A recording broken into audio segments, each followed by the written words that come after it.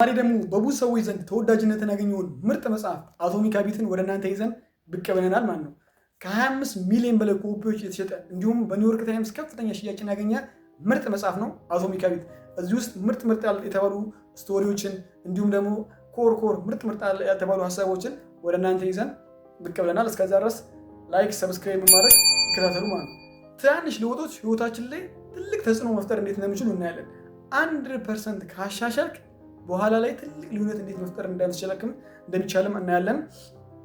ብዙ ጊዜ ትላልቅ ነገሮችን መስራት፣ ትልቅ ቢዝነስ መጀመር፣ ውፍረት መቀነስ የመሳሰሉት ነገሮች ትልቅ ተአምር እንደመስራት አግተን ራሳችንን እናስጨንቃለን። ትናንሽ ነገሮች ግን ህይወታችን ላይ ትልቅ ተጽዕኖ መፍጠር እንዴት እንደሚችሉ አናይም። እነዚህ ትናንሽ ነገሮች ህይወታችን ላይ ትልቅ ተጽዕኖ መፍጠር ይችላሉ ማለት ነው። እስኪ አንድ በምሳሌ ያስረዳችሁና አንድ አውሮፕላን ነበር። አውሮፕላኑ ከኒውዮርክ ታይምስ ወደ ሎስ አንጀለስ ተነሳ ማለት ነው። ወደ ሎስ አንጀለስ እየሄደ 3.5 ዲግሪ ብቻ ወደ ደቡብ ቀየረ ቢያደርግ እንትኑን አቅጣጫውን የት ነው የሚደርሰው? ዋሽንግተን ዲሲ። 3.5% ዲግሪ ብቻ ነው ቀየረ ያደርገው አቅጣጫውን አውሮፕላኑ እና መዳረሻው ወዴት ይሆናል? ወደ ዋሽንግተን ዲሲ ይደርሳል። እና ህይወታችን ላይ ትናንሽ ነገሮች በአንዴ ለውጥ ላይ ያምጡ ይችላሉ። በድግግሞች ግን ትልቅ ለውጥ ህይወታችን ላይ ማምጣት እንደሚችሉ ይናገራል መጽሐፉ።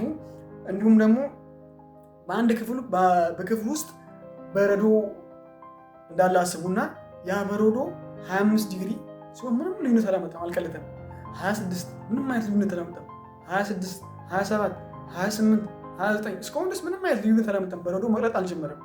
እና 30 31 ምንም አይነት ልዩነት አሁንም አላመጣም።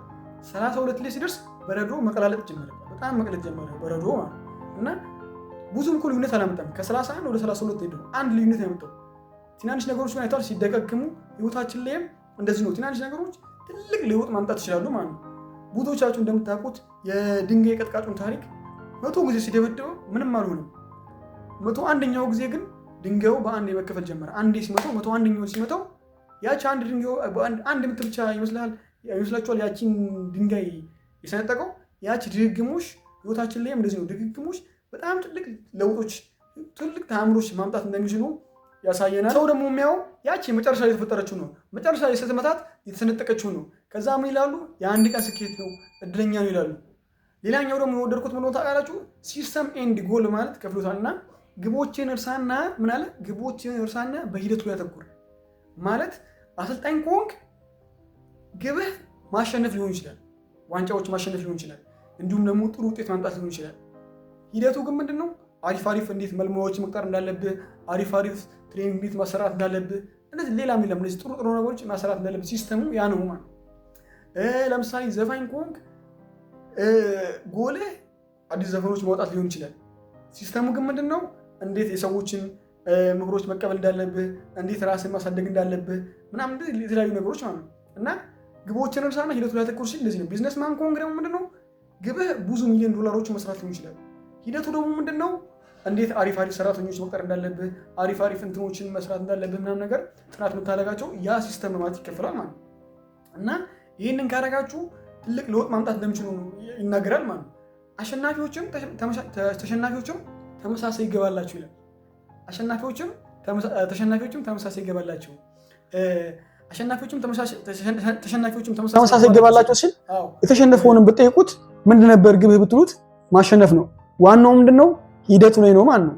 የዚህ መጽሐፍ እንደውም ዋናው የአከርካሪ አጥንት ነው ብሎ የሚገልጸው ነገር ግቦች ላይ ከማተኮር ይልቅ ሂደቱ፣ ስርዓቱ ላይ፣ ሲስተሙ ላይ ማተኮር ዋናው የዚህ መጽሐፍ ዋና አከርካሪ ላይ አጥንት ብሎ የሚገልጸው ነው ማለት ነው። ሌላኛው ደግሞ ልማዶችን የማንነታችን አንድ አካል ማድረግ ማለት ነው። ልማዶችን የማንነታችን አንድ አካል ሲልክ ለምሳሌ ሲጋራ ለማጨስ የሚሞክሩ ሁለት ሰዎች እናስብ።